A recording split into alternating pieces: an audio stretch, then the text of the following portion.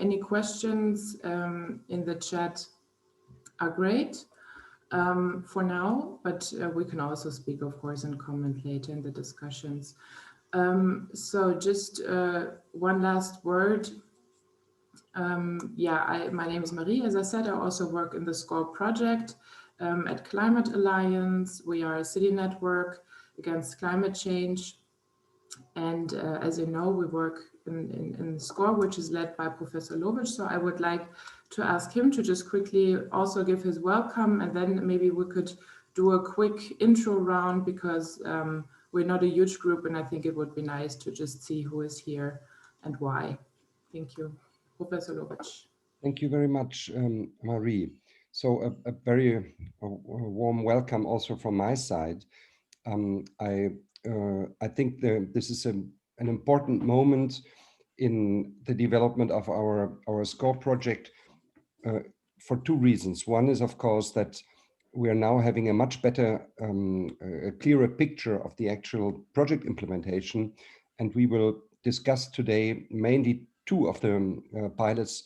That is the pilot project in the Susa Valley in Italy above Turin, where we will focus on the question of consumer participation. So what do actually citizens say? We had citizens panels in all three pilots in the Czech Republic, in Italy, and in Germany, where we had roughly about 100 consumers that responded to questionnaires that were interviewed to get a feeling of what are obstacles, incentives, motivations, and above all, what is the actual readiness to participate, to become prosumers and to become co-owners. So that is, broadly speaking, the first part of the seminar, where we will get the feedback, and it will be our Italian colleagues, Maria Valentina Di Nicoli and Sara Torabi, of course, who will present the results from these citizen panels. Then we will switch to the second pilot after, of course, discussing this and having occasions for comments and questions.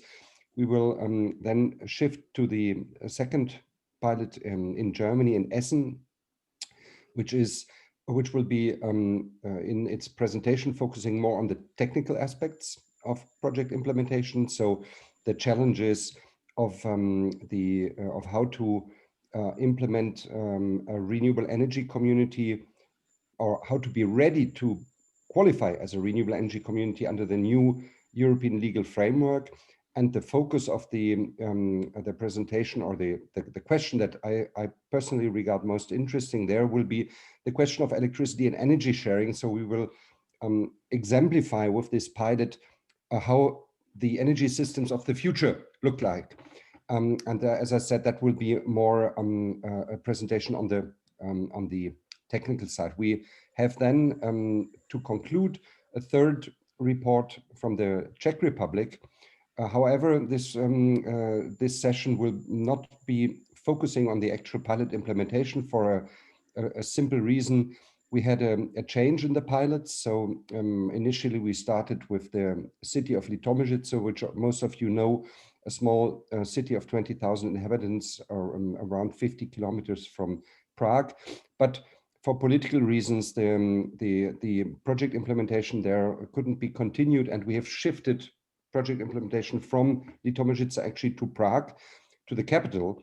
And since this is a very recent development, we've just concluded, we've had the first meeting with our new partners in Prague, I think 10 days ago.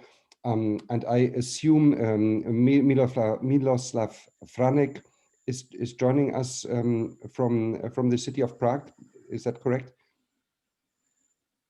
Yes, that's correct. Yes. Thank you. So we don't since we are just starting there. There's not we could only say what is planned, what are the ideas. Instead, we will report on a third aspect of pilot implementation, which is equally relevant, and that is the political development in the Czech Republic and the legal framework with regard to the implementation or the transposition of the new rules of RED II of the Renewable Energy Directive, the recast, which are pending in all countries. So Laura Optikova from Frank Bold will give us a quick overview of what are the most important issues in that context. And in that way, we have three aspects. One is focusing on the actual people, our prosumers or the individuals and their attitudes, and then we will reflect on technical issues, and in the last part we will have a regulatory aspect of pilot implementation. And now I would like to give the floor back to Marie to have a brief introductory round where everyone should just in a few words say his name, where he or she is from, and why. Maybe just a quick word. What is the connection to SCORE? Thank you, Marie. Exactly. Yeah, thanks, Professor Lovic, for this short overview of the agenda. Yes, let's just very quickly start the intro round. Just give us a word on your name, where you're dialing in from, maybe how much you know about SCORE already. And I would just say your names in the order that I see you. So, Mr. Bailo. Good morning to everybody. I'm sorry for my English. I just say hello to everybody and have a good meeting. I'm sorry, but I have another meeting at 10 and 10:30 in Fossano. I had 50 minutes to go by car. But there is my friend and engineer Sergio Olivero, and that is the president of the technical and scientific committee that can explain to you our project in Magliano Alpi. And so we are ready to develop this project with his help. Ecco. Grazie, scusate. And I will, I will introduce you actually just for a word of explanation to the webinar. So Marco is the mayor of Magliano Alpi, a city also in the region of Turin, and they have very recently joined the group of follower cities, and they are going to more closely cooperate with the city of Essen. So I will actually introduce him to Kai Lipsius and to Stefan Blage later. So we will leave the group for a moment. And a very, very warm welcome to both of you, Marco, and of course to Sergio Olivero. Thank you. Miloslav? Good morning again, once to everyone. I'm a new member of the team. I'm coming from the Prague city. Actually, I'm in the job new as well. So I hope to gather as much as information now, but the details about the situation in our country and our team, I leave to Jaroslav to get some closer details about further development of our projects. But basically, we have joined with the Prague city the SCORE project. So I believe to move ahead together with you. Thank you. Great. Thank you and welcome again. Yeah, Jayesh and Maria, please. Good morning. Hello. Good morning, everyone. I'm Jayesh, and this is Maria, and we are representing the village of Vega de Valcarce, which is a village in Spain, in the northwest area of Spain. And we are now part of the follower cities of the SCORE program, and we're very interested in looking at implementing a renewable energy community based on the financing model of a consumer stock ownership plan. Perfect, great. Mirko? Here is it. Hello, everyone. I'm Mirko Sieg from the city of Essen. I work in the SCORE project since September last year.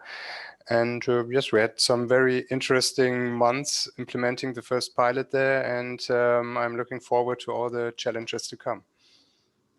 Great, thanks, Mirko. Laura? Hello, everyone. My name is Laura Otipkova, and I am a lawyer from the Czech Republic, from organization called Frank Bold. And we cooperate with Professor Lovic on the SCORE project from the legal perspective for the Czech Republic. And as it was already said, today I will be speaking about the bigger picture of the Czech energy communities transposition, how it's going, what can be the potential issues, and also potential funding for energy communities in the Czech Republic. Great. We're looking forward to it. Thank you. Kai? Hi, my name is Kalypsios. I'm head of the European Green Capital Agency in the city of Essen. And as a pilot city, we are obviously well into a SCORE. And I'm very happy, obviously, also to get to know now the follow cities. And yeah, hopefully you can learn a little bit from us. And we are also all the time eager to learn as well. Patricia, please. Hello, everyone. I'm Patrizia Lombardi. I'm a scientific responsible for Politecnico di Torino in the SCORE project. And I'm here also in a connection with the sustainable communities as president of the Italian University for Sustainable Development, if I can contribute. Thanks. Okay, thank you so much. Mr. Tartaglia, please. Good morning. Well, I'm a former professor of the Politecnico, but I am coordinating the group who is working in the area of the city of Pinerolo, west part of the province of Turin, to build up a wide area community, 6 municipalities, a group of enterprises and citizens. And we are working also on 2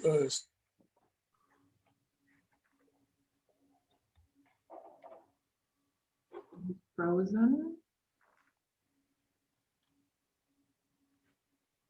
Okay, maybe Sarah, you can go on. If he comes back, then. Yes, sure.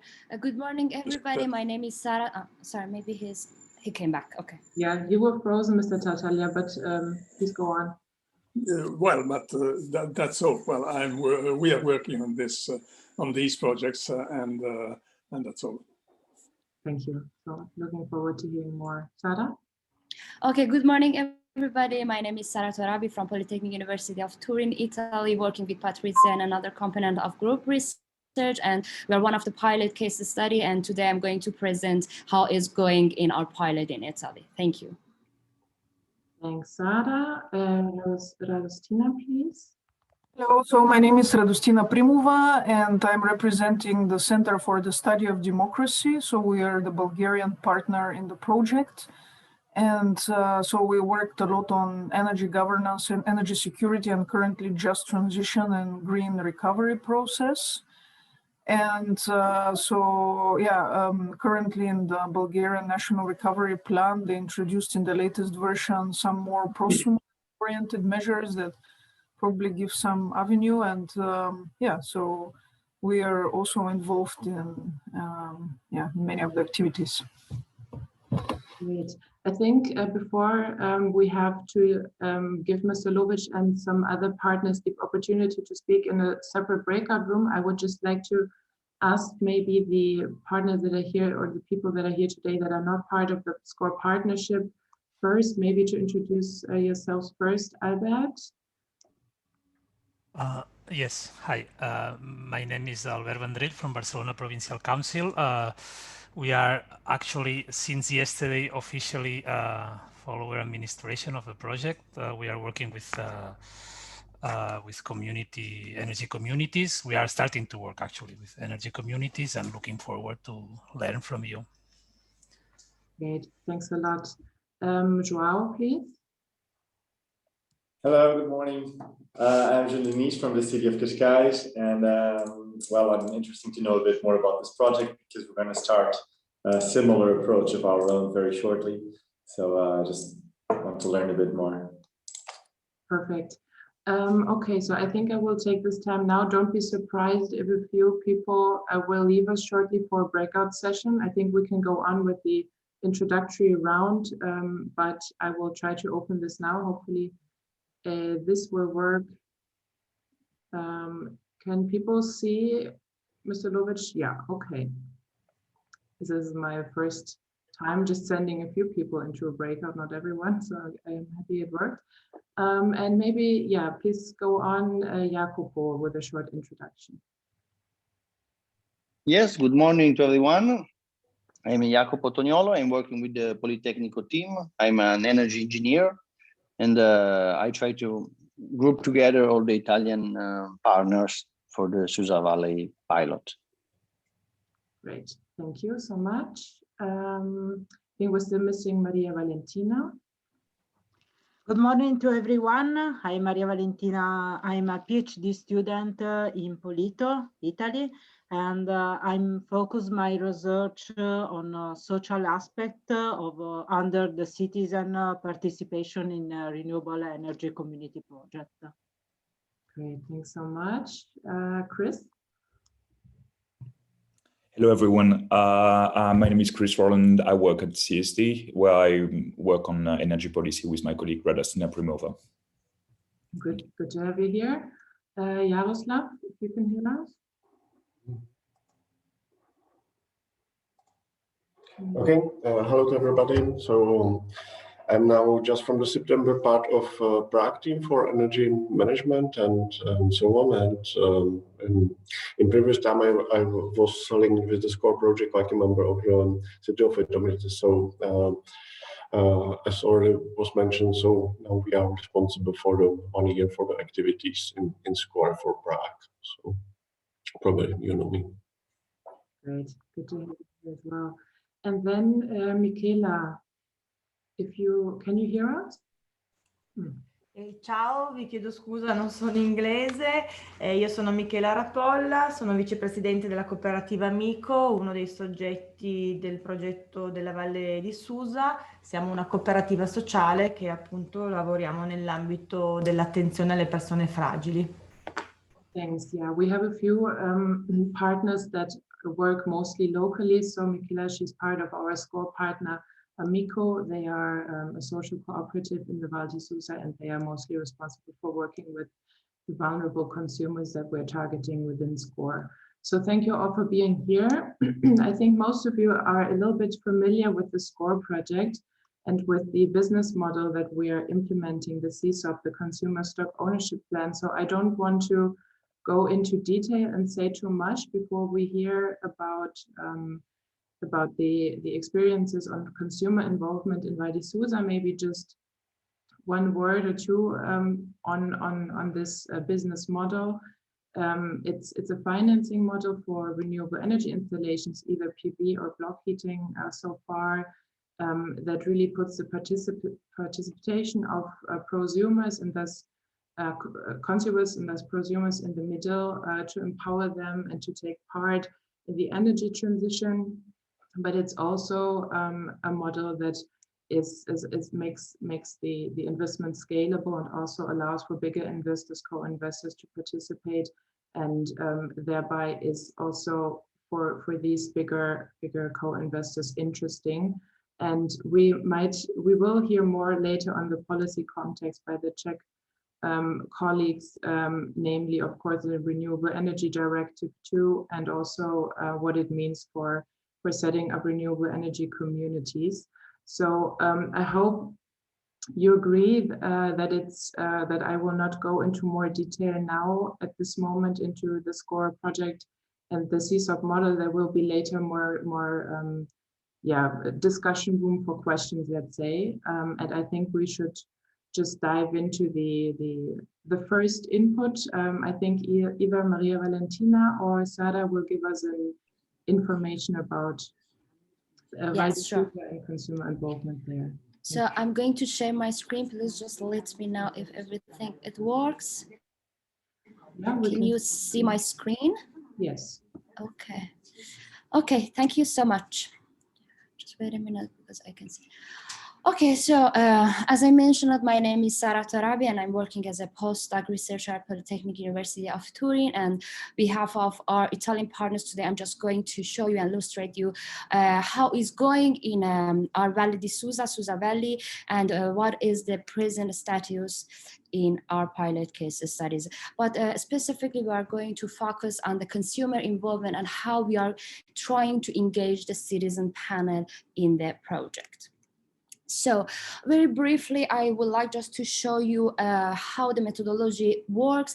Actually, we divided the methodology in 3 main phases. We started with the technical structure, where it is divided in 2 main steps. So the preparation phase, where we started with the collection of the data and the information and the description of building and which buildings we're going to select, and also the energy plan systems.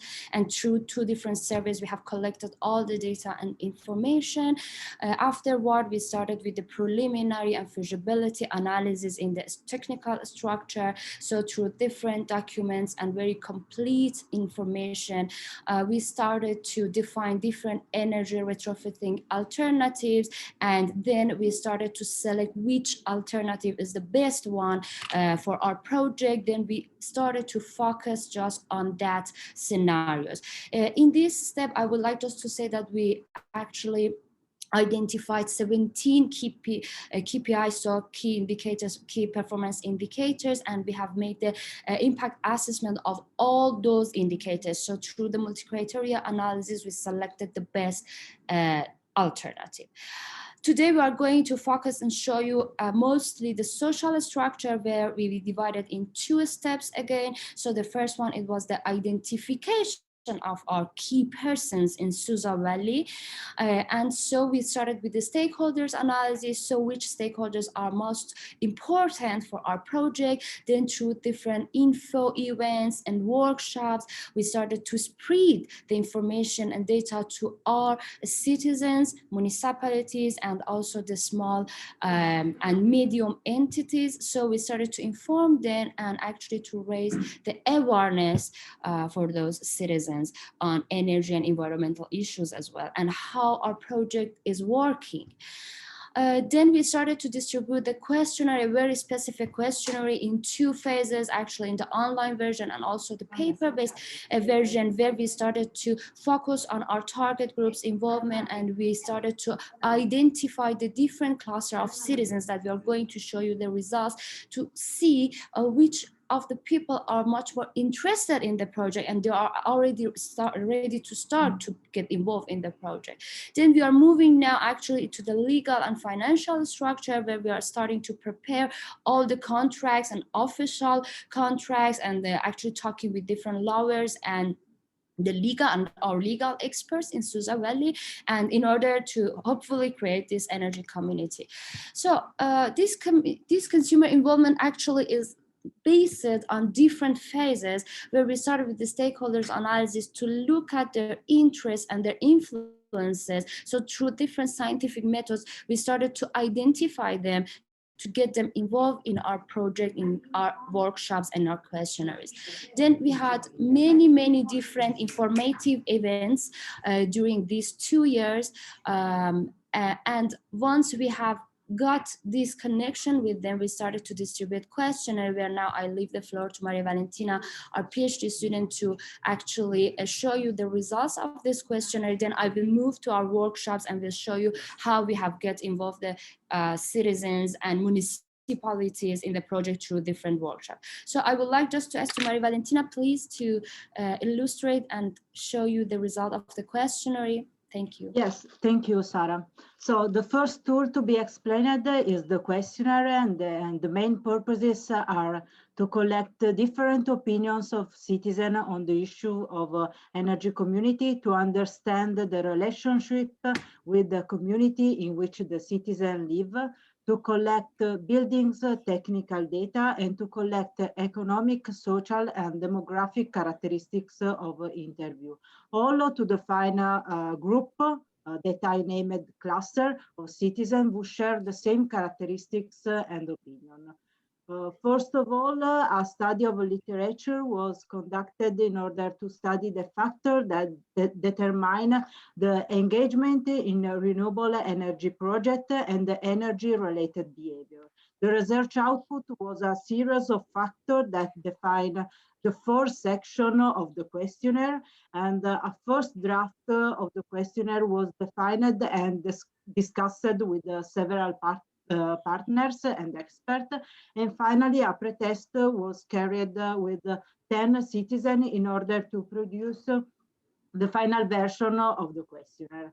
So I said that the questionnaire is composed by 4 macro sections. The first section is composed by questions aimed at exploring the interest and willingness toward renewable energy community project, the willingness to reduce the energy consumption in buildings and to increase the efficiency of building envelope and the energy plan system, and exploring the social influence of personal environmental judgment.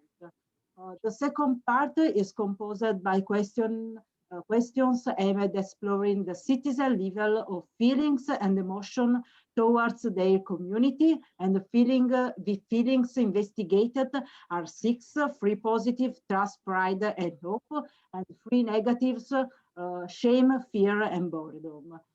Questions are exploring the opinion about the personal community perception, and finally the trust and relationship with the other people.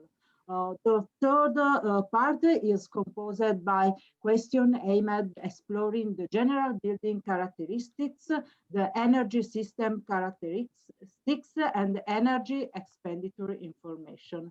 And the last part, the socio-demographic information, is composed by questions exploring the economic situation and condition of building occupant and socio-demographic respondent characteristics. As Sarah said, there are 2 versions of the questionnaire with the same structure. The long version that consists of 40 questions, and it was distributed in Susa Valley, and a reduced version that consists of 30 questions, and it was distributed in Litoměřice and Essen. In addition, the questionnaire was distributed online and in person only for the Italian case study. The distribution method adopted are email invitation, event participation, intermediaries, and through social media. So thanks, Sarah. I said before, the purposes of the survey is to collect citizen information in order to analyze the extent of their willingness to engage in local energy initiative, understanding which driver favor and which barriers inhibit their participation, all in order to define and describe the citizen cluster. The first action is a dataset cleaning, and it was described in the data pre-processing and analysis phase. And this phase is necessary to prepare the dataset through data cleaning processes. For example, the removal of unwanted observation, the adjustment of structural errors, and the filtering of unwanted outliers. Based on the data collected with the questionnaire, the aim is to define a homogeneous group of citizens through a cluster analysis based on the variable of the attitude and availability, so the first part of the questionnaire, and the feelings, so the second part of the questionnaire. In addition, in this slide, this slide shows the valid records for each case studies for Susa Valley, Litoměřice, and Essen.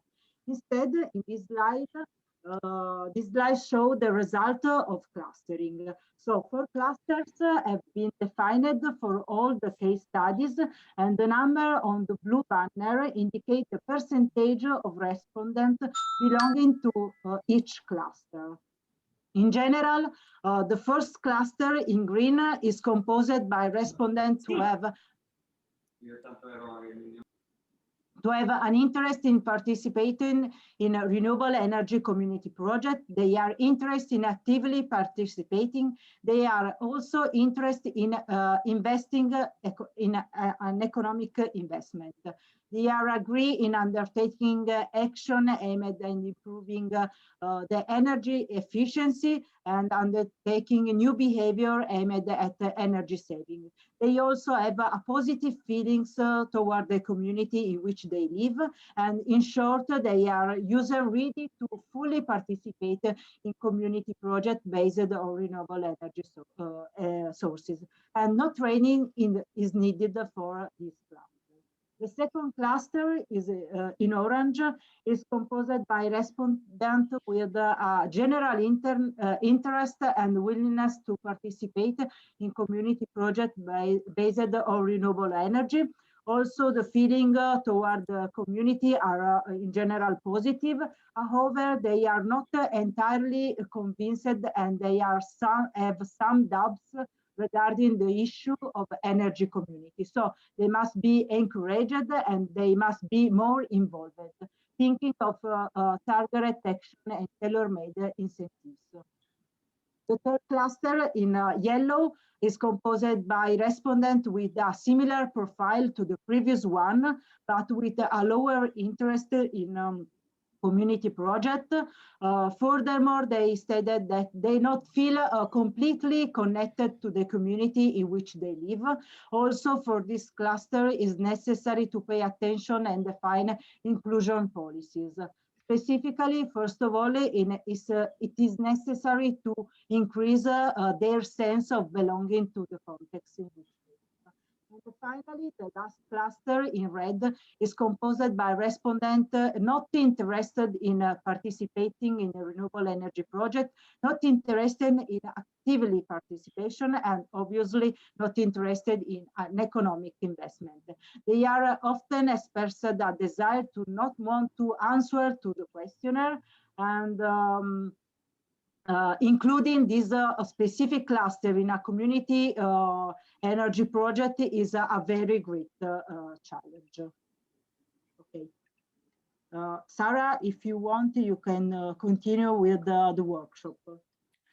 Yes, okay. I just come back to introduce you another workshop. So the first phase was the distribution of this question in order to clusterize these persons, in order to identify the profile of these persons and citizens in Susa Valley. Then we started with different workshops, with 3 types of workshops. The first one was where we actually have involved the vulnerable citizens, where means which are the specific focus of the SCORE project. So the employment, the unemployed persons, the single mothers, and actually the low-income persons. We have then moved on with the workshop with citizens. So in general, I mean the general citizens and also the mayors, so the public administrations. And the third type of this workshop were with the students, because actually we have many different schools in our pilot case study. So it was very interesting to get them involved and spread this information through these students who are underrepresented persons in the project. So the workshops mainly were divided in 2 main moments. So the theoretical moments, where we started to show them some kind of fundamental notions about the project topic. So what is the meaning of the energy transition? What is the meaning of the community energy and the CSOP models? And then we had always some kind of practical moments in which we get them involved practically, and we worked together in order to learn more about the project. This is one of our first project regarding the vulnerable people, with the help of Miko and Karistas of Germany. Actually, the objective was to inform these invited vulnerable students about the specific topic, creating the very semi-structured debate with them. So the workshop was very semi-structured, and somehow we explained to them what is happening. Then we had just some kind of a game with the dots, and then to make them understand the reasons of citizen participation in CSOP models. So it was divided in 3 parts. In the first part, actually, we asked them what is going on with the present status, and they told that most of them, they were not satisfied with the energy expenditures, since the heating bills are too much high. Because I want just to say that actually in Susa Valley, the specific focus is the heating and not electricity. And then they told us that there is a very low condition of efficiency of envelope system. Actually, it doesn't work, the windows, the insulations of the walls, and they have different problems. Then we asked them what are we expected from the advantage of CSOP models. Interesting, they told us it is very nice, and we want to get involved, because we can put also the small resource, the small source of our income. They were really concerned about the environmental issues, and they were really happy because they can reduce the negative impact of these environmental issues. And then they told us that they can trust the administrator helps, and there's somebody can manage and actually help them in order to make these CSOP models. Afterward, we asked them, okay, what do you think about the barriers actually for this CSOP model? What is your concern about that? And they told us actually they're disturbing because it is very innovative financial models, very innovative projects, so they haven't seen it before, so in somehow they were concerned about it, if they can actually be trusted or not. And then they told me the contra verification do the disparity of investment. So if we want to put different kind of investment and amount of investment, so how it will work. So, or maybe we have to put all of us the equal quantity of investment. So they had a lot of questions about the financial models and then the bureaucracy, because in Italy we have the very, very complex bureaucracy, and they were really concerned so how it will work, because we are citizens, municipalities and entities, so how it works. Secondly, we have actually we moved to the general citizen and mayors, and we have organized 2 different workshops here. Unfortunately, the COVID situation was started, so we had to start with the virtual meetings here, and we used the storytelling method, which is a very scientific method and very easy to be used, very easy to understand it, and with which we can create the future scenarios, and from the point of view of the person who are working with this tool. So we use storytelling. First, we have made this workshop with the public administration. We had 3 main objectives. The first one, it was to share the research activities with them. Actually, please note that before we had a different info events, so they were aware about it, but we wanted just to share the research activities at the present status of the project. Then we wanted to raise their awareness of this stakeholders, and finally we wanted to co-create these future scenarios of CSOP model and energy community with our municipalities and with our citizens. Moreover, here we have created some kind of geographic information system web, which helped us in facilitating to spread and to make the connection with our participants. So we showed them by the visualization in a very user-friendly way what is happening technically, and a lot of data and information just by colors. Again, in this workshop, okay, I'm going to finish. Okay, thank you so much. Sorry. So just to show you that it was divided in 3 parts, this workshop. So the current scenario, so we asked them how is going now, how is your typical day now today in Susa Valley, and then we started to make different stories about the future, so co-create together in a teamwork about the future scenarios for the definition of energy community. So they had just to identify some kind of character as they wanted in order to show us what is happening and what will happen after the realization of the energy community. Here we can see just some kind of results of those workshops. So you can see just from the economic part, it was the strangers from the citizens part, while for the public administratives, it was much more important, the environmental issues. So I just report some kind of strangers, so use of local resources because they're going to use the wood chips, increase the security in energy use, cost reduction, and improve the environmental issues. While some weaknesses from their point of view, it was the technical issues regarding the distance between building, because you know that the buildings should be near together, the bureaucratic part, and the uncertainty about the project management. Just the final activity that we have made it in our schools, it was about the lecturing part. We have made these workshops in our schools, just dividing them in 4 phases. I'm just very fast, just to show you some kind of results from our students and children. So we asked them to fill the questionnaire first individually and spread the information to neighbors, to the local people, to some shops and who they know, and ask them if they agree or disagree with the energy community, and just show us with these different colors if they agree or not. And it was based on different questions, actually, this questionnaire. Then the second phase and third phase, it was about that they had to go there and to make some kind of in situ analysis, to some kind of context, to analyze the context of the project, and to tell us with different elements that you can see here, what is their energy community project in the future. So with which elements, with the solar panel or maybe with wood chips, and how they would like like to design these scenarios. And finally, as you can see in this images, because the teachers were very supportive and collaborative with us, and they presented and we discussed it, and somebody won the project from the students and have got the one score for the final exam. So thank you so much. I'm sorry, Mari, if I was much more longer that I had to be, and thank you for your kind attention, and we are here for any kind of question. Thank you so much. Thank you, Sara. No, it was perfectly fine, the time just to have some questions maybe now. So there was already one question in the chat. Maybe you can answer to it, whether the answers to the questionnaire, did you also weigh them in terms of stakeholder groups, so mayors, vulnerable groups, businesses, etc.? And I see some other, the breakout sessions has joined us again. Great.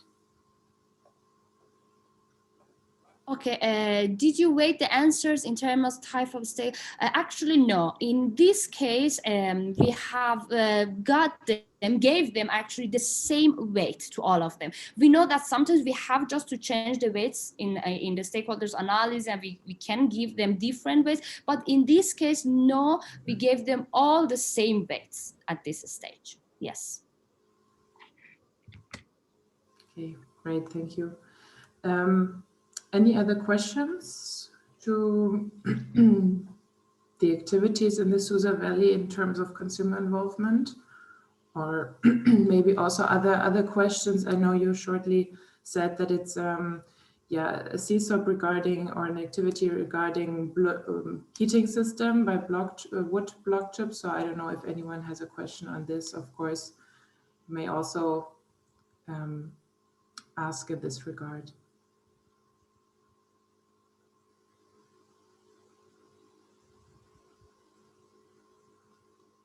Or you could also, if there's no question, now also tell us maybe how your experiences are with talking to consumers about these topics, about getting involved in energy projects, anything that might resemble your activities that you heard here.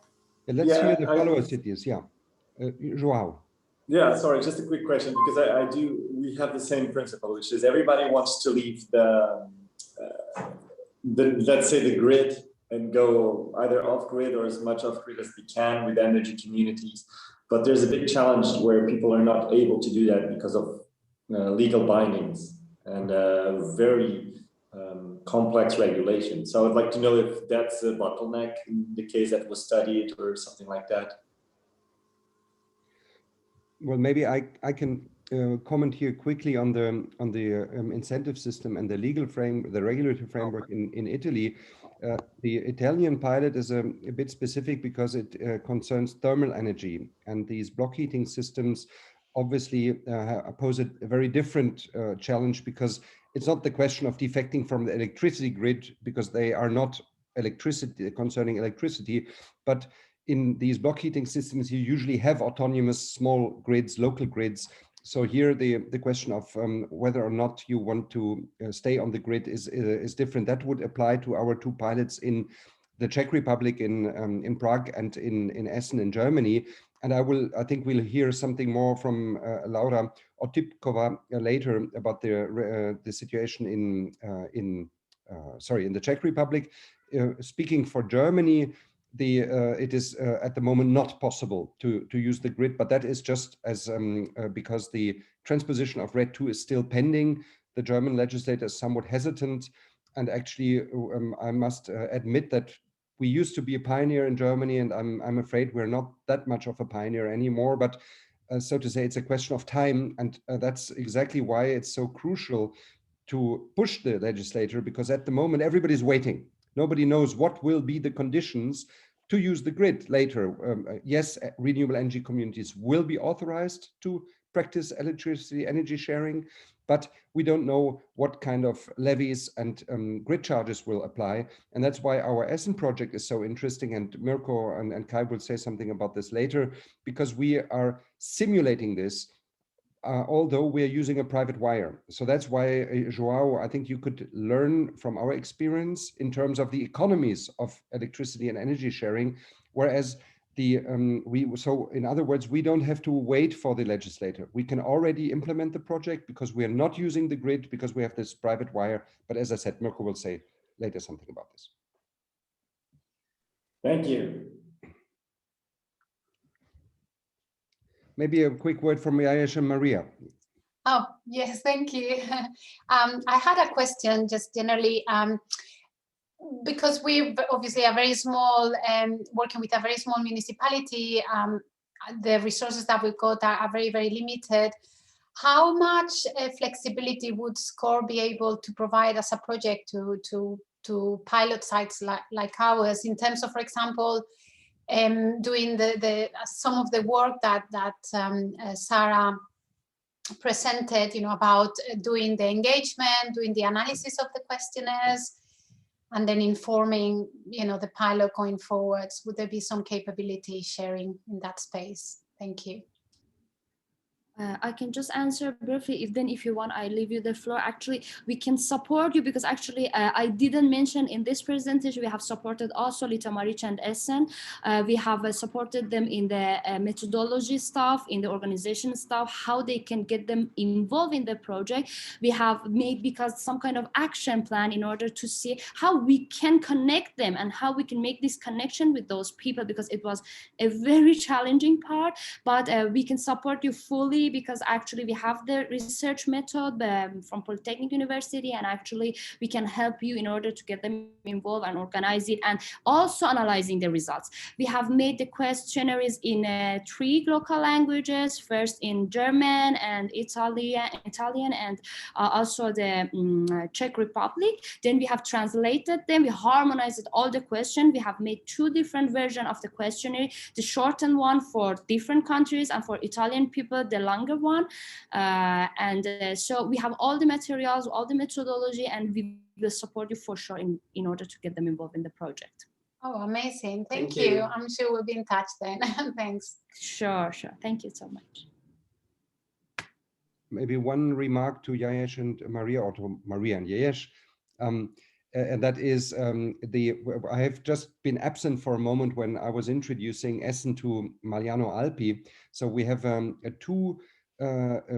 one follower city and one pilot project where actually energy and electricity sharing is practiced. The one, as I just explained, in Germany, where we have the private wire, but the second one in Magliano Alpi is one that actually uses the public grid. And what is even more interesting, that was the reason why I introduced these 2 pioneer is that Magliano Alpi has a concept, an IT platform that already manages successfully the energy flows. And that has been developed by a cooperative, Energy for Com, they are called. And we are now negotiating actually possibilities of applying this software in our Essen project, because we have the same technical problems. We don't know yet whether this in the end will be necessary, or whether in Germany also the suppliers of the meters, but Mirko will say something about that later, as I said, whether we will need it. But however, this means there's a potential, and sharing such kind of software, I think, will be crucial for, especially for your pilot, as much as I know it for the moment. So in both aspects, I think we could support you. And this, of course, goes also for other potential projects and follower cities. So Joao, should you have similar issues in Portugal, we will be very happy to support you. And of course, Albert, as you know, in the region of Barcelona, I remember that we have a Monday, we have another meeting with a potential follower city, and we will see whether they have similar problems. So yes, certainly we will give you both technical support and support with regard to engagement of citizens. That's great. Thank you. Great. Thanks. Thank you very much. All right. Are there any more questions regarding the SUSA pilot? Otherwise, I think the picture will become more clear and more complete once we also hear from Essen, and then of course we can also discuss general topics again. But maybe if there are no questions for now, I would just say that maybe we take a 5-minute break, and then yeah, we come back here, let's say 58, and then we will hear from Mirko, I guess, or Kai about the pilot in Essen. So see you here again in a few minutes. Thank you. Okay. So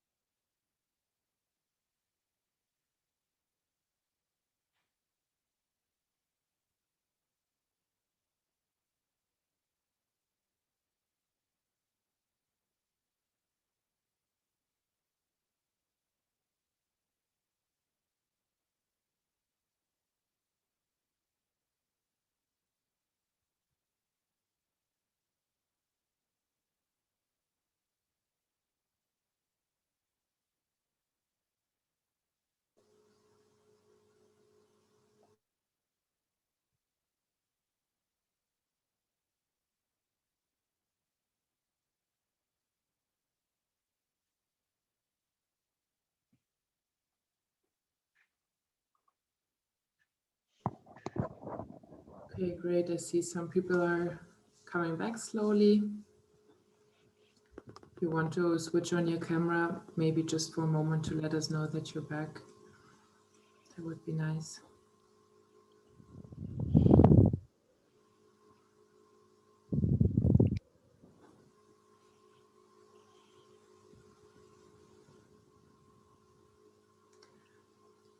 Okay, so I think for the following, the following input will show us a little bit more the business model side, let's say, of the SCORE project and of the CSOP in action. It will focus a little bit more on the implementation and the activities with regards to the other stakeholders than the consumers.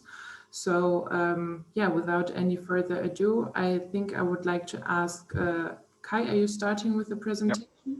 Kai from the city of Essen to introduce us to what the pilot of Essen is doing in the SCORE project. Yeah, thank you very much. I'm looking for the right picture. So why is it not showing here? No, just a second. There it is. So you can see the presentation now, hopefully. Yes. Wonderful. So yeah, thank you very much for giving us the opportunity to share some information about how SCORE is working in the city of Essen. And I want to start to show you a little bit of the background of Essen on a couple of slides, and also this leads to the motivation why we are also eager to join SCORE and to implement renewable energy communities in Essen. So Essen is a city in Germany, in North Rhine-Westphalia, and we are part of this Ruhr metropolis. Essen itself has 600,000 inhabitants, the Ruhr metropolis overall 5 million. And the whole region is really a region of transformation. First of all, being very rural, then becoming a big industrialized urban conglomeration around coal and steel industry. And then after the decline, back to a green city. This is also shown very nicely in this pictures, where really the city was more Krupp than city in the beginning of the 20th century. And this transition was also one of the reasons why we have been awarded this European Green Capital Award. Also, two pictures about socioeconomics in Essen. I think what's very important also in the SCORE context is that we are a city of tenants. So the proportion of owner-occupied dwellings is as low as 3 to 12% in the city center. And only in the surrounding, especially in the south, we have higher numbers of people living in their own property. And even within this people living in their own property, it's mostly buildings, condominiums. So the single home is rather rare. And also we are a city with a very strong divide between the north and the south, which is shown very prominently in this unemployment rate. And the north is where also mostly the industry and the downturn of the industry took place. So this is still shown today in our socioeconomic statistics.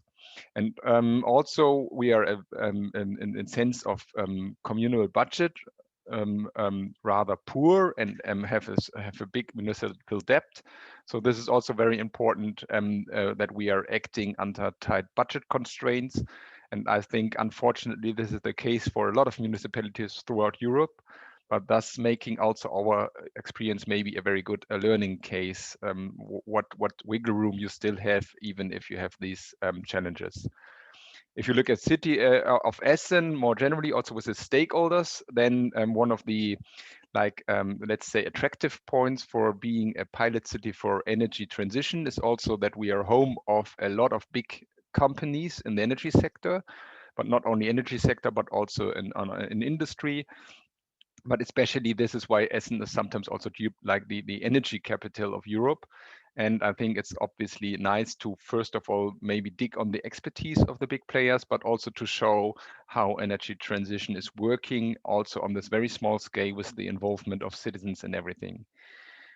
So a number, then putting also the economic power into perspective. So being a poor city, still there's a quite large domestic product per inhabitant, and also a lot of jobs, more with 150,000 people also commuting to Essen each day, or no longer in the pandemic, but at least with a lot of jobs here in Essen.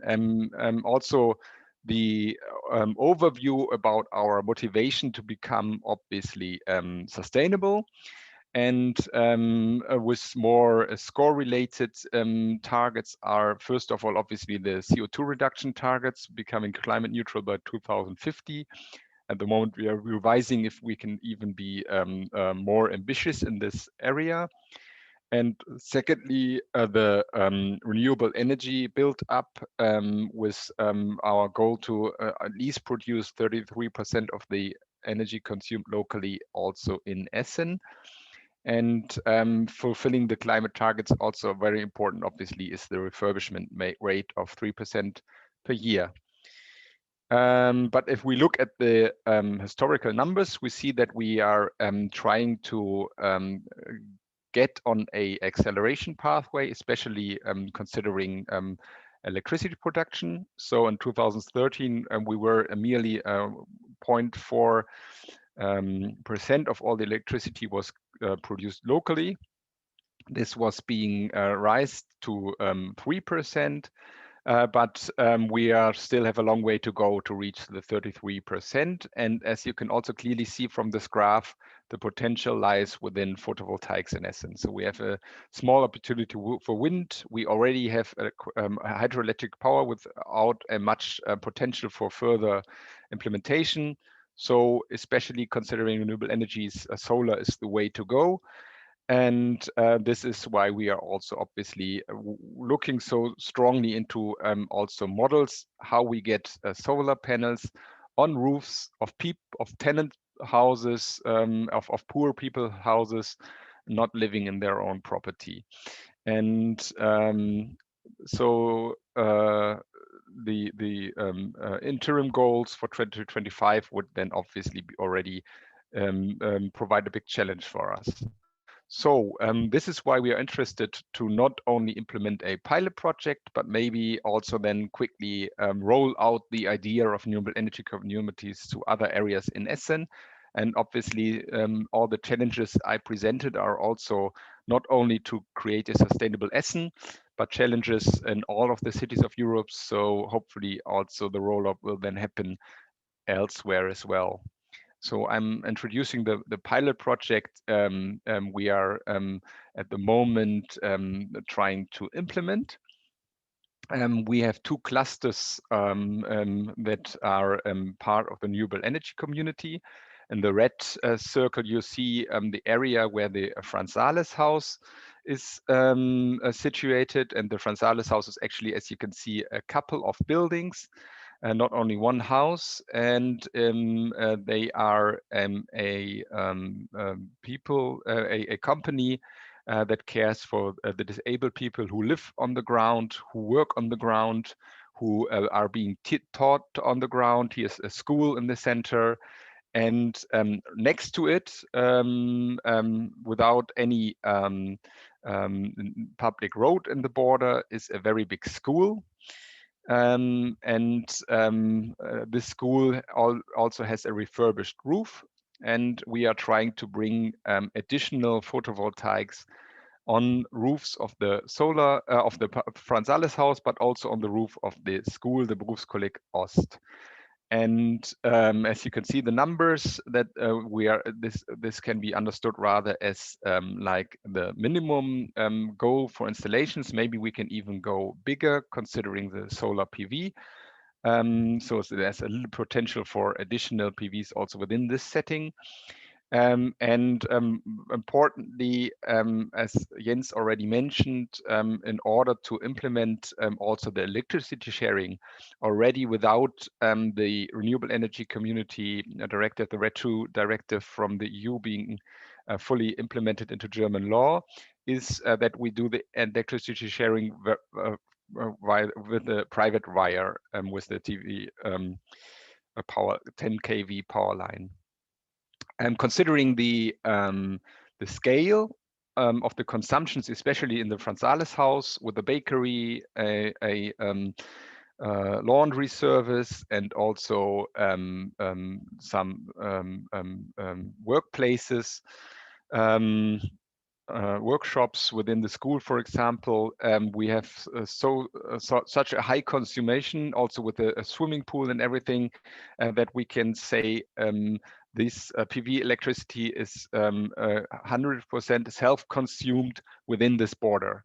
So self-consumption is obviously at the, also being a legal term, but what we are trying to say is here that all the electricity produced can be used on site. So we have a very good complementarity of those two properties, considering the load profiles, but also with a very big roof area ready for PV installation on one of the partners, and a very big consumption of electricity throughout the year, also throughout the day and night on the Franz Sales campus. And we are very happy also to work with the Franz Sales house, not only because of their energy components, but as I just explained, they are a social welfare company, so they take care of the disabled people. People come, also students from the region or from the city come to the school. And they also try to integrate the disabled people into business life a little bit with small aspects, such as running a hotel and the bakery, etc. So it's also a very good partner with a social agenda. So we are really happy also to join in this part. Now, I think it's also very interesting, considering this first pilot project, some numbers about the economic framework. So we are at the moment estimating that we need 360,000 euros and additional money for grid connection. And this should be funded by equity financing of the Franz Sales house, also of the sports clubs of the Franz Sales house, 30%, and 30% of the shares will come from the city of Essen. And city of Essen at this in this definition, meaning either the municipality itself or also 100% municipality-owned companies. This is something we are investigating at the moment, what's the best solution. We are also very interested to implement really citizen involvement, also financially.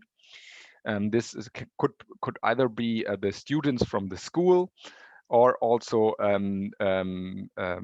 people working for the Franz Sales house or living at the Franz Sales site campus, or also obviously possibly other citizens who want to support the idea of renewable energy transition. Looking at the numbers, especially with the opportunity for the self-consumption, we are very optimistic that it's a profitable project. And we are estimating a payback period of a maximum of 10 years. And also this participation of a very willing partner with the Franz Sales house to join in the financing of the renewable energies. We have a very good opportunity due to this model that SCORE provides and the consultancy that we get from SCORE in order to find also the legal and the business implementation. Obviously, we have also still some challenges to take and to manage in order to finally see the installation being implemented and maybe becoming the first renewable energy community in the definition of the renewable energy directive in Germany. First of all, because we don't have a fully fledged implementation, we try to avoid the public power grid. this produces for us additional costs considering the private wire, but obviously at the moment saves us the money for additional grid costs if we would do the electricity sharing via the public grid. But also it's then additional construction measures, also technical challenges in order how actually the private wire and the measurement and everything has to then be set up. The financing is a challenge also with the result of Essen being only a minority shareholder, which obviously usually municipalities rather like to be in control of the business they take part in. So this is something we are looking at. And we are really also in the sense of the contracts between the partners, etc., also try to then deal with the asymmetry of the properties and the investors in a way that everyone's really gaining, getting into a win-win position. So the rooftop areas, as I said, are rather high on the municipal ground, and the energy consumption is rather high on the Franz Sales house. And we also at the moment pay different electricity prices. So in order to create also a value with lower electricity prices, we have different measures against which to compete. And obviously one other challenge from all these kind of collected challenges is that we are also want to be really fast with implementation. And in a big city like Essen with 600,000 inhabitants, the decision-making process is sometimes rather tedious. So we are I show you also the timeline, the time schedule that we see for the pilot project. So we are hopefully being able to have full implementation late this year or early next year. But the steps we are undergoing at the moment are the conceptualization is finished. And at the moment, really the main task is to clarify what kind of company we need to form and the interrelation between the stakeholders, the asymmetric stakeholders. And then obviously then afterwards, we still also need to build the PV installation, but also the infrastructure needed to connect everything, the two clusters together and to the grid. And then, hopefully we are still within the running time of SCORE being able to present this first pilot project as a renewable energy community. But we're really optimistic because the conditions, as I said, are very good. So we have a profitable business case for a very good cause. So all the partners are very motivated, obviously, to introduce this. And how are we doing this? Also, the coordination for especially the establishing of the company and all the other technical questions requires a couple of working groups. And this is the Green Capital Agency obviously organizing the process together with Viadrina, with Jens, but then we also have to a couple of different departments from the municipality that are concerned. So this is obviously also a challenge that we have to include and coordinate the department that does our facility management and owns the building in the department for the school administration, because obviously we want to put the PV solar panels on a school. We have a department that takes care of all the municipal investments and all the shares in companies that we hold. And also our communications departments is obviously very interested in the project because of the kind of win-win-win situation we try to create with social and ecological and economic benefits. And other than the municipal administration itself, then we obviously have the help here from European University Viadrina. We have the Franz Sales House as the other main partner, with also their sports club being another legal partner. We have the company that also coordinates our public utilities and other major municipal companies. It's called EVV, which stands for Essen Supply and Transport Company, Versorgungs- und Verkehrsgesellschaft. The Stadtwerke Essen is our public utility company. Obviously, the local distribution network operator, which is not our Stadtwerke Essen, but a subsidiary of the very big E.ON company, needs to be involved. And then also we are coordinating the Caritas and Diakonie, also being partners of SCORE with the Stromsparcheck idea in Germany, consulting people to energy saving. Yeah, so it's quite also a big number of stakeholders involved that need to be coordinated. And I think very importantly, you can see that we already managed some important milestones. So most importantly, probably that we also determined really the feasibility of our idea and that all the stakeholders are on board already and engaged, but now it's really becoming very concrete in establishing a company with all the economic business case questions and legal questions and the contract creation. And then finally, hopefully we are able to build the PV plants and start operation also within SCORE.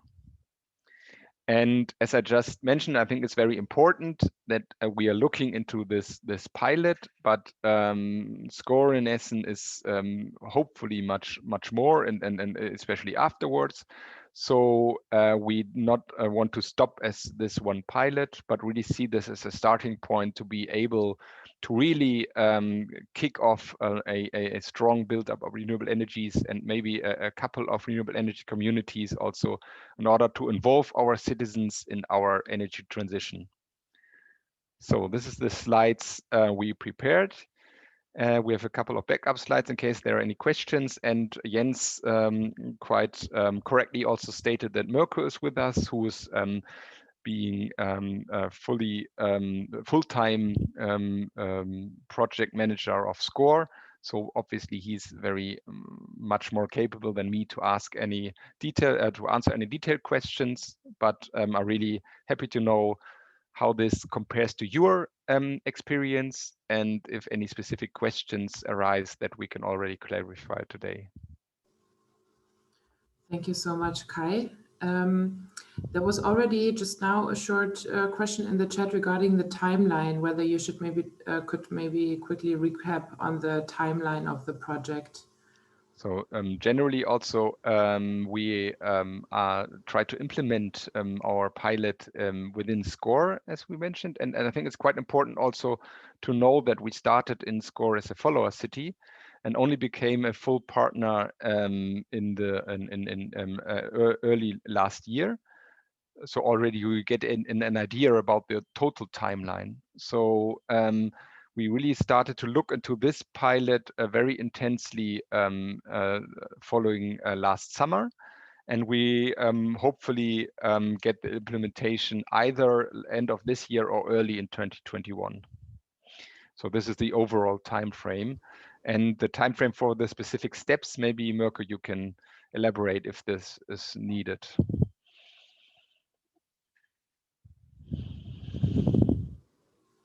I just have to quickly switch off an alarm here in my house, but it's nothing dangerous. I'll be back in a second. Okay, if you have any more questions, I'll try to answer them. Exactly.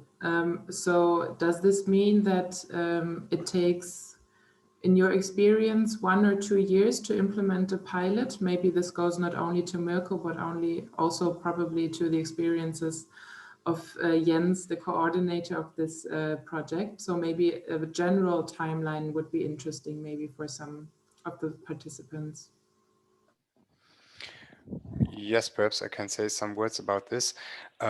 Preparing the whole project, of course, obviously needs some time and do the feasibility study, and we have very valuable help from the Viadrina University there. And the step we are now building or forming the company is not that easy, as Kai already told you. We have many different departments that are interested in being involved, and as I heard, the record of the city of Essen forming a company is 6 months, and we want to do it in 4 months. So it's quite challenging, and but we are on a good way, and all the departments are very open-minded, and we are trying to do this. So if we manage it to form the company within 4 months, after this we have some kind of we have to hire, to commission the development, the technical development of the project. And this is not only the PV installations, but also this private wire cabling. As we already mentioned, we want to use a privately financed medium voltage cable that leads from the transformer of the Franz Sales house to the transformer of the vocational college. And this is we have very good conditions there, already existing cable channels we can use, but still there's some civil engineering work to do. And this, apart from the solar PV installations, we have to manage this. So we hope that once commissioned, the construction works can be conducted pretty fast. Yeah, we think we need some months to commission all the work, and then the conduction or the building of the solar PV plants can be relatively fast, meaning, I don't know, 2 months, 3 months, but still we have to see that. Maybe a comment from the legal side. What certainly is a challenge, and this really depends, of course, on the type of the pilot. So larger organizations like the city of Essen, or now thinking of the city of Prague, have a setting where many different departments of the administration are involved. And this extra effort to say we're doing something that is different from how we've done it the last, let's say, 10 years, always requires an extra effort in coordination. So communication is absolutely key. Fortunately, we've been able to set up this we had this constituting session of the working group with all these various departments involved.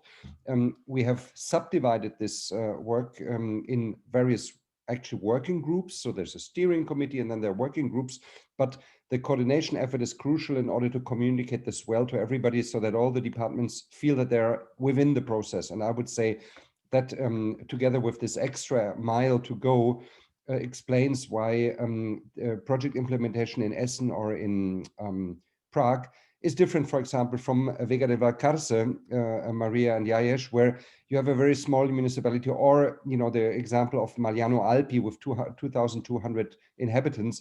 You can imagine that the city administration is very slim. There's few departments, there are few people involved. So that is an additional element that has to be taken into account. Thank you, Jens and Mirko. One question I had was the milestone that you mentioned about the feasibility study. How did you go about it, and what the challenge of collecting data, how did you manage that? Well, at first we need all the technical data. It's like consumption data, and yeah, mainly it's this. And we got them partly from our real estate department. and partly from the city utilities or the network grid operator. And if you know the consumption and you know the suitable rooftop areas, it's more or less easy. It's not, you still have to calculate a lot, but you can then just calculate how big the PV installations has to be to reach a self-consumption of 100%. This was like the target, reach 100% self-consumption, because in Germany we have this legal situation here that producing and marketing of surplus energy is not very sensible, does not make that much sense in financial ways. So yes, we know, for example, the vocational college needs around 500,000 kilowatt hours per year, and the campus of the Franz Sales House needs 1.5 million kilowatt hours a year. And with our around 360 kilowatt peak installed solar PV capacity, yeah, it's obvious that we can easily reach 100% of self-consumption. So there is possibility to increase your size of your generation going forward. And there are some ideas about that, yes. And thanks to the complementarity that Mirko explained and Kai did, we could build much larger than if a single partner would only construct. So there was an idea to build a photovoltaic installation on the vocational college without the energy community, and the limit would have been just 100 kilowatt peak, specifically because on weekends and on holidays there's no consumption. Are they considering storage? Yeah, are you considering storage, and are you thinking of using heating as a form of storage for heat demand? Yes, we thought about this. First, about the storage system. Still, they are pretty expensive. You can have a feasible business case there, but it's still better to not use, or yeah, you get more money out of it if you don't use an energy storage. For using energy storage, we then should use some kind of peak shaving, because we have we have two parts of our electricity price. It's one the kilowatt hour we use, and the other one is the kilowatt power peak a year. And if you cut this peak, you can get some money out of it, but that's not the business case we are dealing with here. Just to make it more easy and more feasible. About the sector coupling with some heat producers, for example, we thought about that too. On the campus of the Franz Sales House, we already have a combined heat and power plant there, but it's already running for years, and it's providing heat to the local sports buildings and the swimming pool. And maybe in the future we connect this too and provide solar PV electricity for this combined heat and power, and for heating the swimming pool, for example. Maybe also in addition, first of all, obviously energy storage is less attractive if you have 100% self-consumption. Mirko just explained, then it's maybe only sensible for peak shaving economically wise. But what's also under consideration is electromobility, so charging stations, and so there will be quite likely additional consumers, and then maybe also if there will be electromobility, will be more installations. Then obviously it's very interesting to also see if there can be any energy management, energy storage management in combination also with electromobility. But this is nothing that's a part of the current business case, but maybe room for further implementation. Thank you. Maybe if there are no other questions, one question from my side, from the perspective of the follower cities, do you have any recommendations on how to approach the cities, public utilities, or partners such as the Franz Sales House with such an innovative business model, such a project? Are there any recommendations that you can give the other partners here on how to, involve them? Anything that you learned?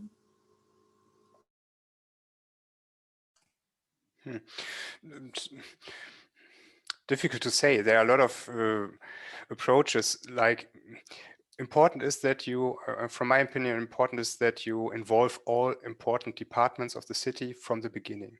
And if you plan too much and then you go with your plans to for example the real estate department, it may be that they say we don't think that this is possible, and so you have to explain it. It's a communication job, as Jens already told. Communication is key.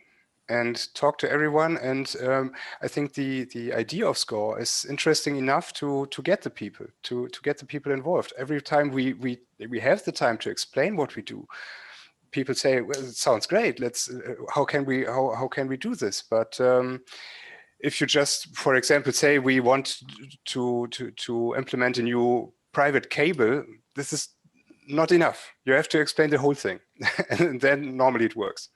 That would mean don't give up. Don't give up the fight, because it's a brand new idea and many of the stakeholders only see parts of it first.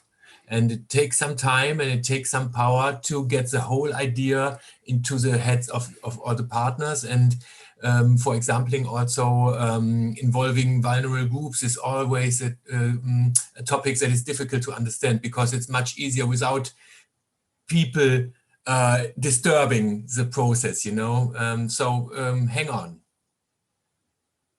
That would be one thing I remember very well. Mirko and Kai, did you develop some sort of marketing material, leaflets, posters to sort of also communicate with the residents, not just the administrations and the teams? At the moment, all the marketing material we have comes from the Viadrina University, and we have some brochures and informs and reports and feasibility studies and all that. I think at the moment for the city of Essen, it's not the right time to go too big to the public, because we want to have, for example, if you want to involve citizens, you have to tell them what happens if they give you some, I don't know, 100 euros, what's the benefit of it? And still we are not too sure about it, and we have to do our calculations. And if we are ready with that, then we can roll out our marketing material to the citizens of Essen, I think. Thank you. Thank you. And we'll be glad to share a lot of the information materials with you and with other follower cities. For example, we also have a flyer, and we have a simplified flyer, and then there's a SCORE brochure, and there are other things. But what Mirko just said, timing is of course crucial. If you communicate too early, people will be deceived, because then for 6 months not much is happening. And so the question is to catch the right moment, so to say, when you're already advanced enough, so that the project will actually materialize itself. And certainly, as Mirko also said, we need to make an offer that is realistic, and that people will not be deceived that later, things, the worst that could happen is that something goes wrong and that they lose an investment. That would be, really negative publicity for the project. So this is really the later step.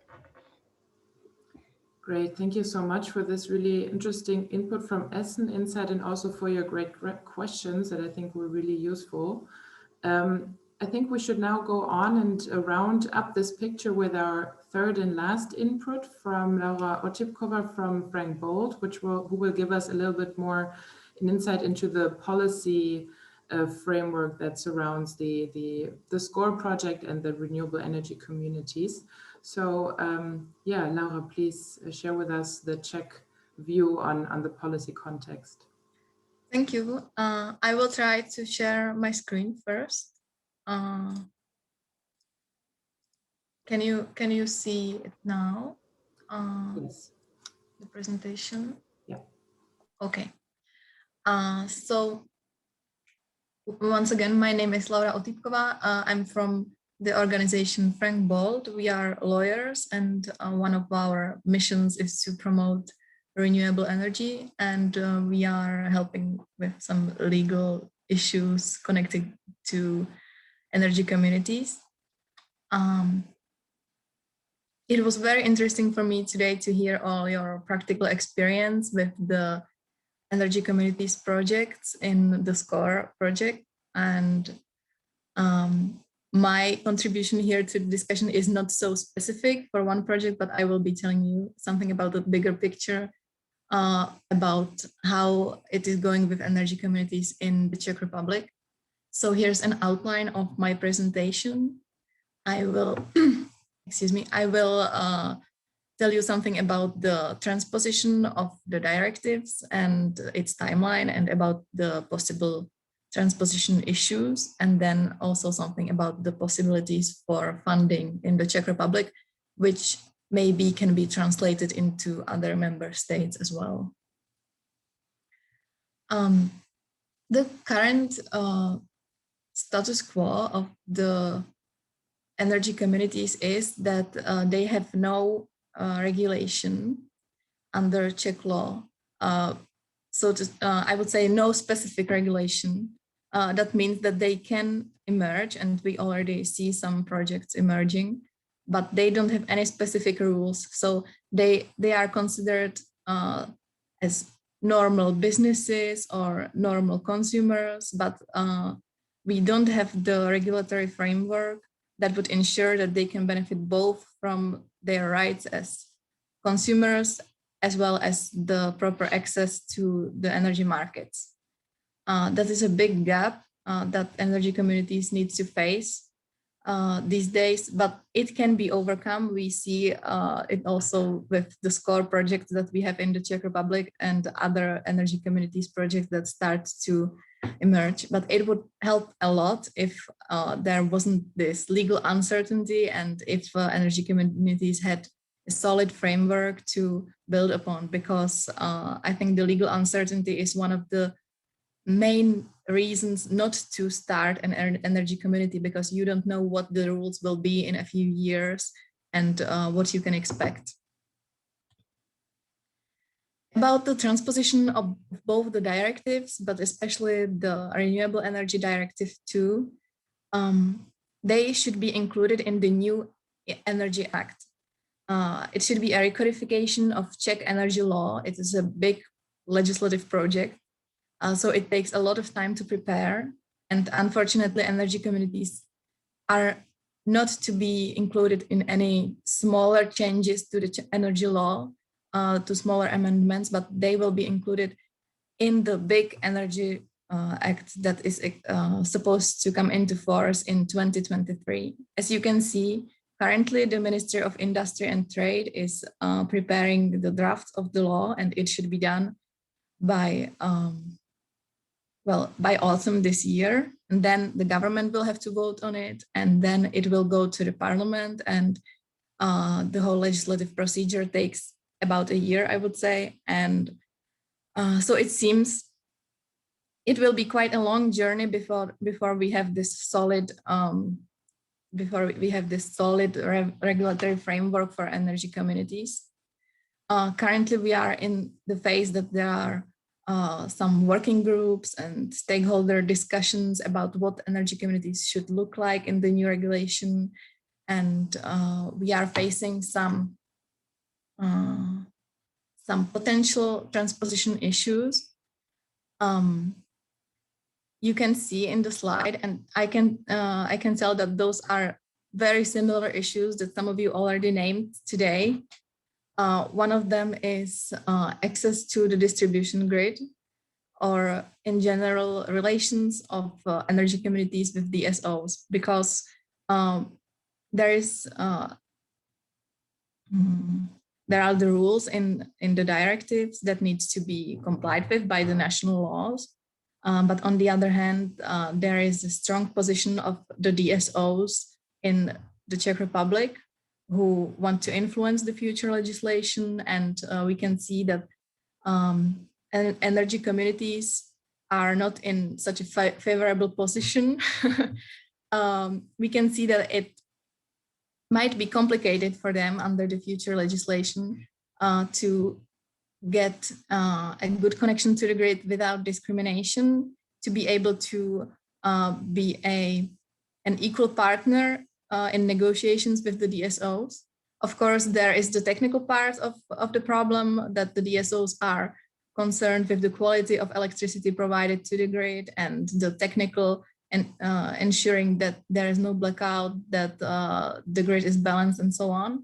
But on the other hand, the DSOs also have tools to prevent energy communities to access the grid in a discriminatory manner. And that's something we need to handle with the new regulation. And it will be very interesting how this evolves in the Czech Republic.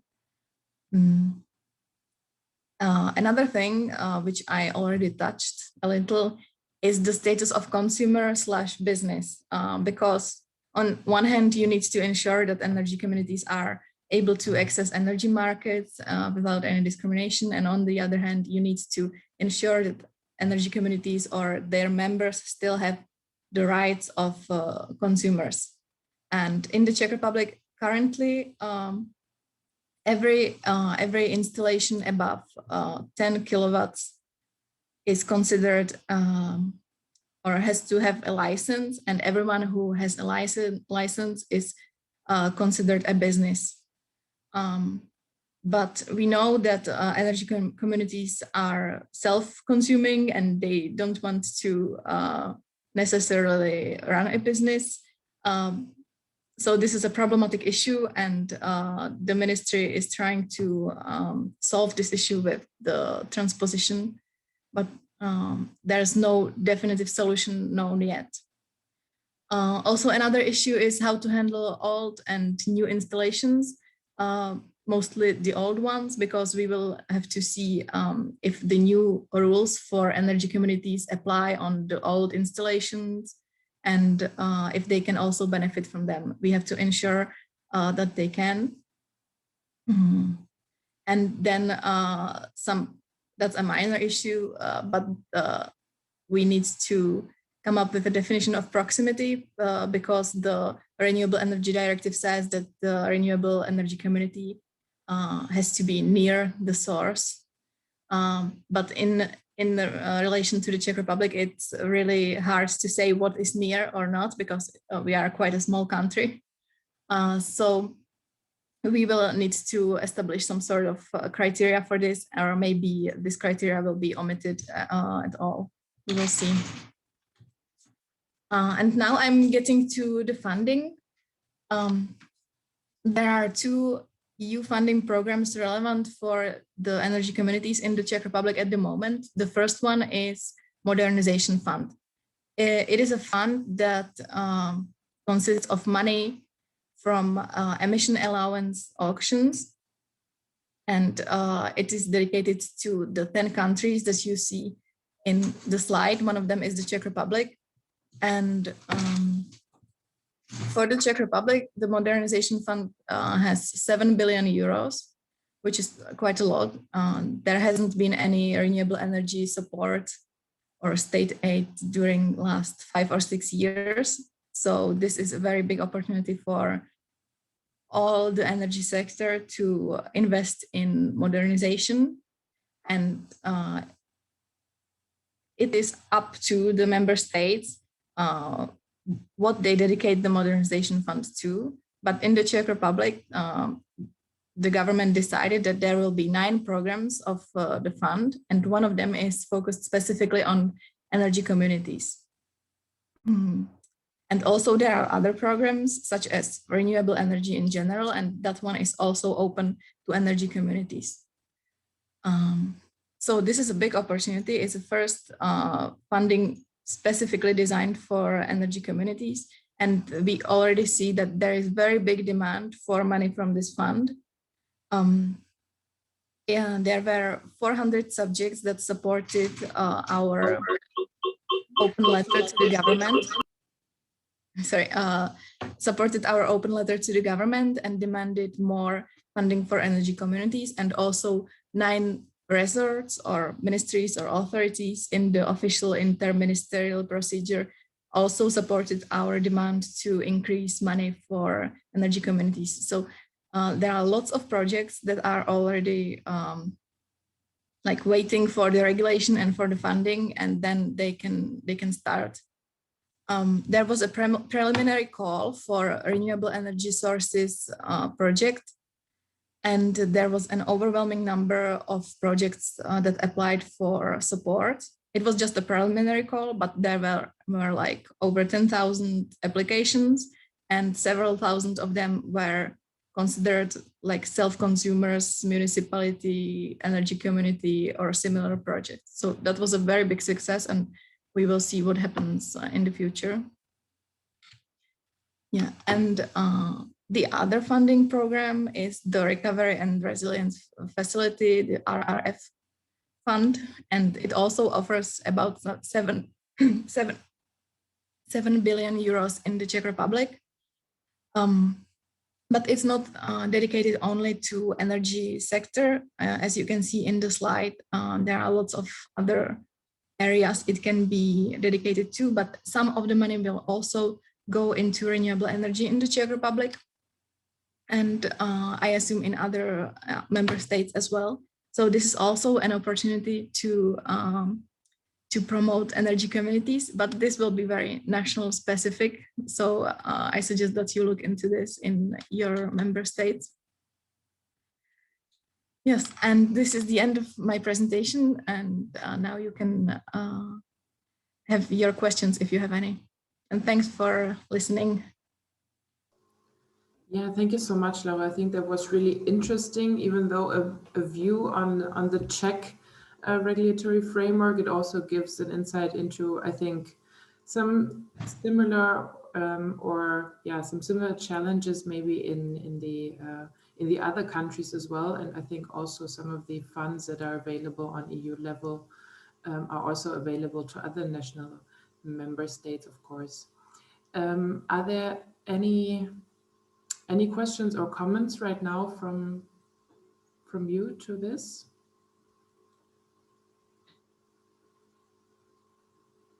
I think it was really interesting that there are so many demands already for these funds. However, the implementation of the regulatory framework will take some time, and we'll see how this unfolds and how the funds will be distributed as well.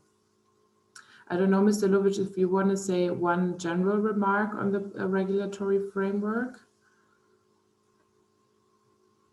Yes, I indeed, I would. I just want to stress that although we see that there are quite a few opportunities for funding across Europe in various countries, this is, for example, also true for Italy. One of the structural problems is that often these incentives are contradictory, or they give contradictory incentives or motivations. Or what do I mean by that? If you think, for example, of the question of old versus new installations, one problem in Italy, and I think this will be a problem in the Czech Republic also, was that in Italy, old renewable installations were excluded from a renewable energy community that wanted to qualify. However, the incentive system didn't reply to that accordingly. So while some, this means in practice that some old installations that would be part of an existing infrastructure that qualifies as a renewable energy community would not qualify for new incentives, and maybe even at the same time lose old incentives. So it's a lose-lose situation, if you wish. So although there's liquidity, there are incentives, and everything at first glance looks great, and I think this is something that is very difficult for a pilot project to assess, and we have to see how we can create more transparency there. And I would like to learn from maybe from Joao, and maybe also from other from our colleagues in Spain, from Albert maybe, if whether you have similar problems there. And I saw that there was also a colleague from Tampere. I don't know if she's still in the call. So this is a question to you. Are you confronted with this? Is this a problem for you?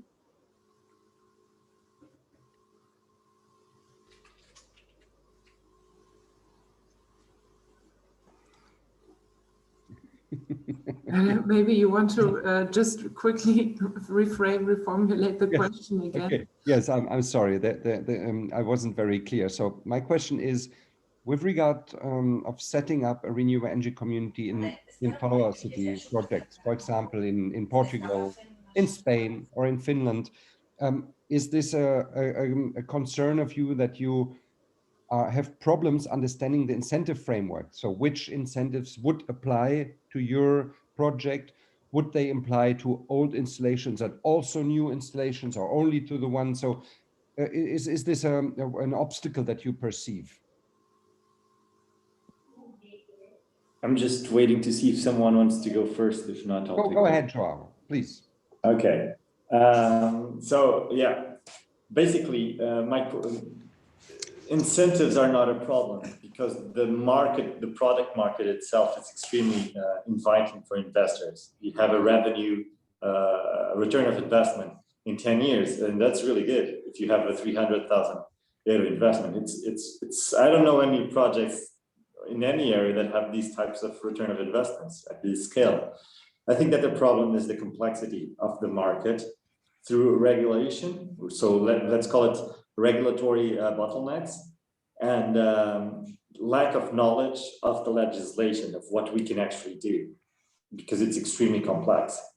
Our market is driven by one single, mostly by one single company that was a national company that I would say 5, 6, maybe 10 years ago, it was privatized. And I think that, it was privatized and the market was open, but they still have quite a big load on these energy supplies. So when recently they just brought out the new legislation allowing for climate, for energy communities, well, nobody really knows what can we do. Like, what are the milestones? What are the baby steps that we need to do to implement an energy community? And that is the problem. It's not the incentives, because I can easily pay 2,000 euros for solar panels and I have it directly connected to the grid for energy distribution. I cannot afford a battery or a storage unit for the energy, that I can't. So why aren't people doing this if the return of investment is so quick? It's so interesting, right? And that's basically the problem that we have. Where do we start? Because I know people, we have a lot of companies here located here that they would love to be part of this, that they could save their investments on energy, on facility management. But where do they start? How do we help them to start? So the incentive is actually, I would call it administrative incentive, not financial, because we don't need that. Like, let's call it an energy shop, where I go, like, I want to be part of an energy community. Where do I start, basically? Okay.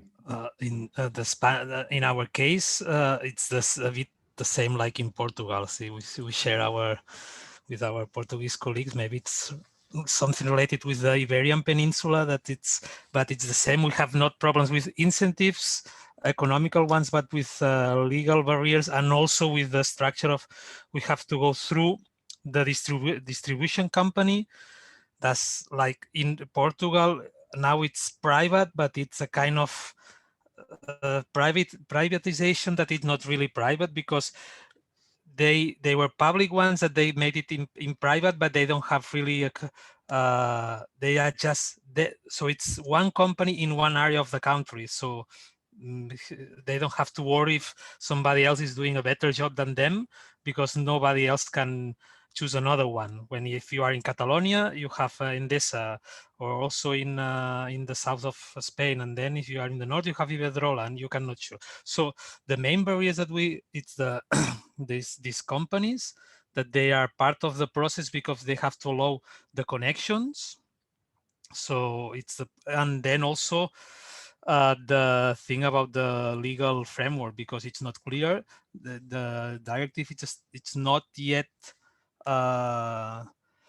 in the Spanish legal framework, just some small parts. So the municipalities, the privates, they want to start energy communities, but really they don't have any steps to follow, clear steps to follow. So from in the province, we are now trying to create some energy communities with our municipalities with the law that we have already now, because it's possible in theory, but let's see. And the legal framework won't be set, I guess, until next year, not earlier, because they have to do a lot of changes.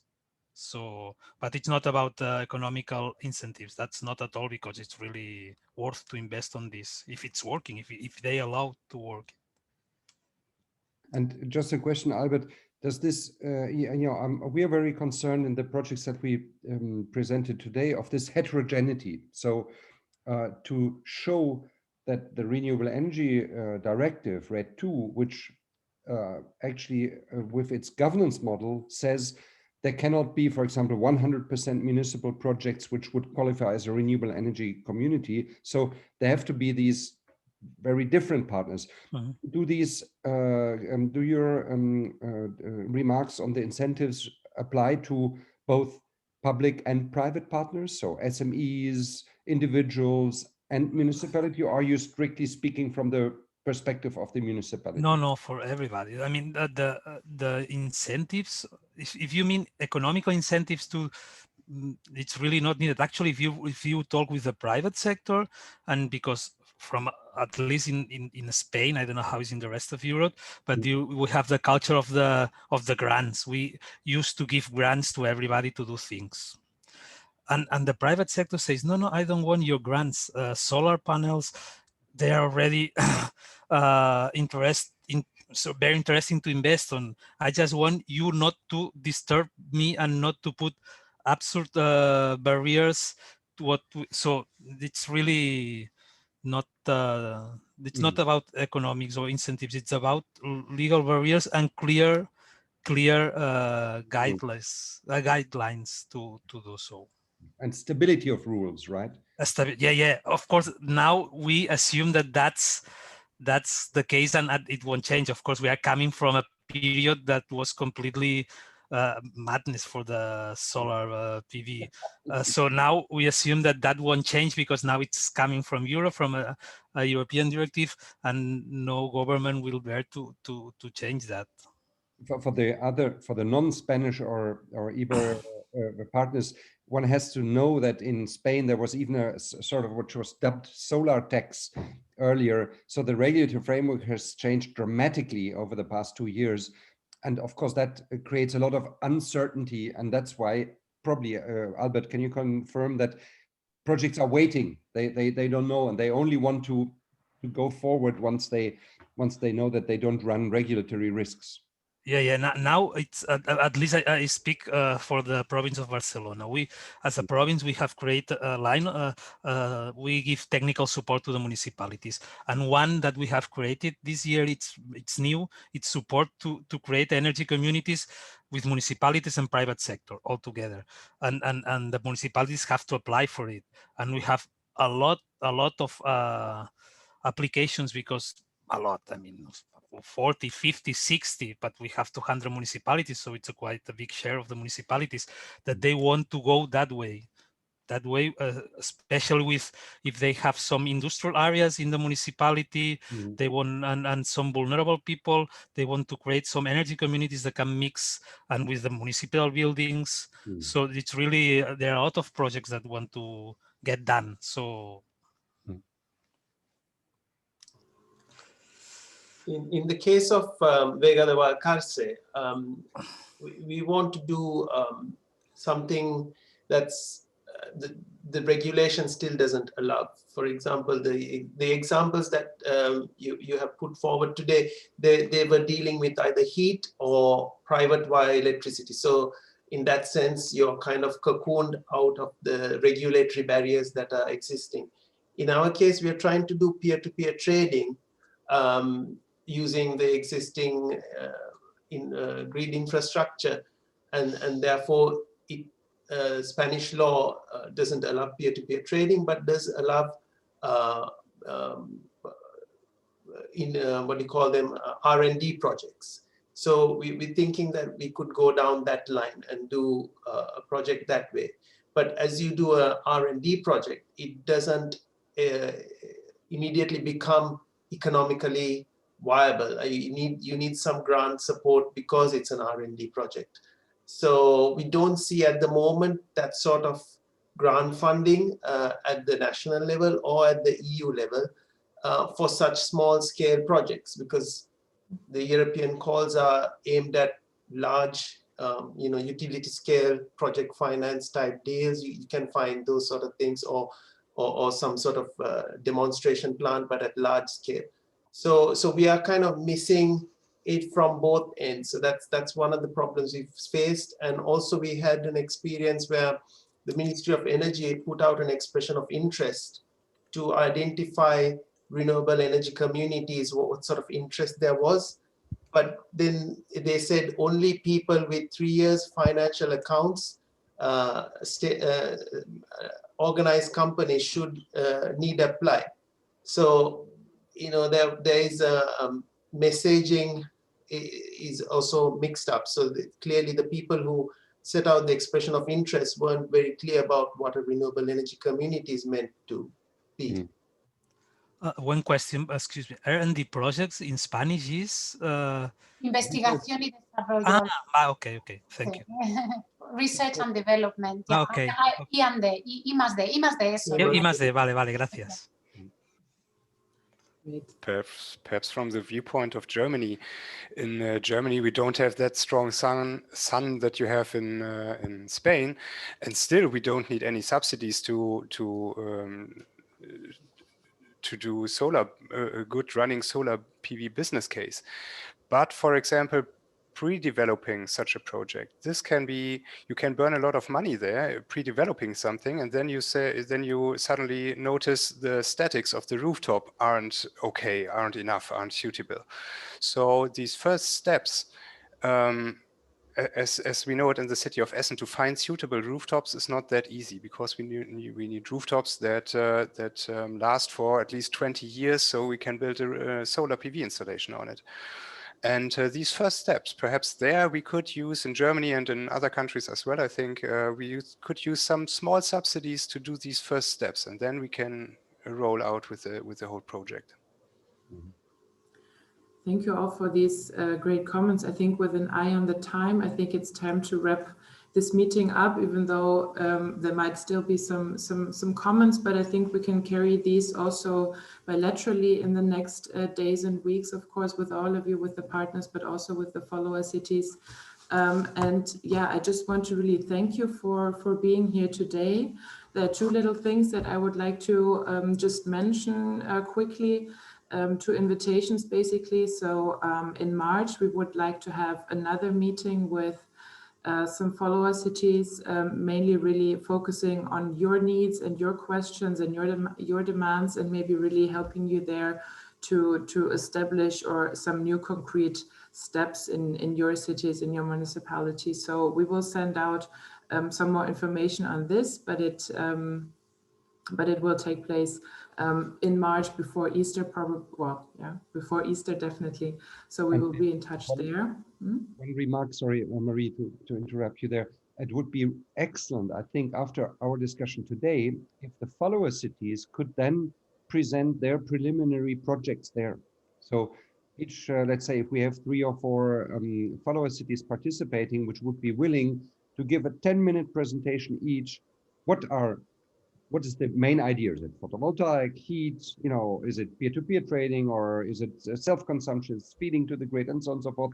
Just kind of, in a very clear pattern, and then say a few words about what are the obstacles, the main obstacles that you're actually struggling with, and where do you see the opportunities? And then maybe we could do this in breakout sessions also, so we could have we will think about that together with Marie and the others. And of course, feel free to send us input and ideas for such an event.